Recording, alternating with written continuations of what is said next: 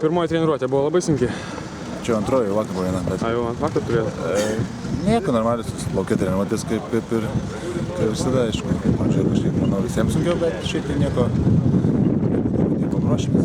Ar teko treniruoti kažkiek prieš vasarą? Tai kad aš sezoną baigiau tik prieš mėnesį realiai, o paskui 2 savaitės neveikiau praktiškai nieko, o paskui 2 savaitės sportavau individualiai, kaip visą laiką. Nes paskui būna sunku, atvažiuoji nieko neveikęs, tai būna sunku. Stengiasi palaikyti tą formą vis tiek kažkaip.